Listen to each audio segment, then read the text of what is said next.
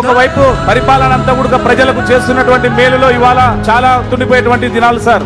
ఈ రోజు రాయలసీమ చరిత్రలోనే ఒక శుభదినం.